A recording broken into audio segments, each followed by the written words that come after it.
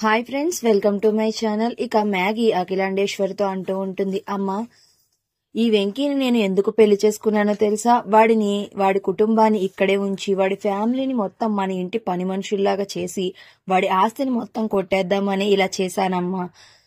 అందుకే నీకు చెప్పకుండా పెళ్లి చేసుకున్నానమ్మా అని మ్యాగీ చెప్తూ ఉంటుంది. ఇక ఆ మాటలకి ఒక్కసారిగా షాక్ అయి చూస్తున్న అఖిలాండేశ్వరి అయితే నువ్వు ఇలాగే చేస్తాను అని నాకు మాటివ్వు అని అయితే అడుగుతూ ఉంటుంది. ఇక మ్యాగీ అయితే మాటిస్తుంది. ఇక అలా మాటిచ్చిన తరువాత మ్యాగీ అయితే అంటూ ఉంటుంది, అత్తయ్య గారు ఇప్పుడు మనం మన ఇంటికి వెళ్ళొద్దు, ఇక్కడే ఉందాం. పెళ్లి తర్వాత ఆడించాల్సిన ఆటలు ఉంటాయి కదండి, అవి అయిపోయాక వెళ్దాంలే అని మ్యాగీ అయితే అంటూ ఉంటుంది. ఇక అప్పుడు వెంకీ అంటూ ఉంటాడు, ముందు మన ఇంటికి వెళ్తే ఆడించాల్సిన ఆటలు అన్నీ కూడా నేను ఆడిస్తానుగా, నడు మన ఇంటికి అని అయితే వెంకీ అంటాడు. ఇక చేసేది ఏమీ లేక మ్యాగీ అయితే వెంకీ వాళ్ళ ఇంటికి వెళ్తుంది.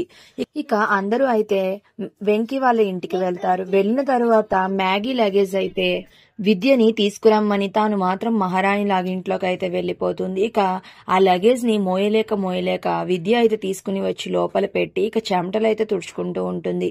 ఇక అప్పుడు వెంకీ అడుగుతూ ఉంటాడు, ఈ లగేజ్ అంతా ఎవరిదమ్మా అని అయితే అడుగుతూ ఉంటాడు.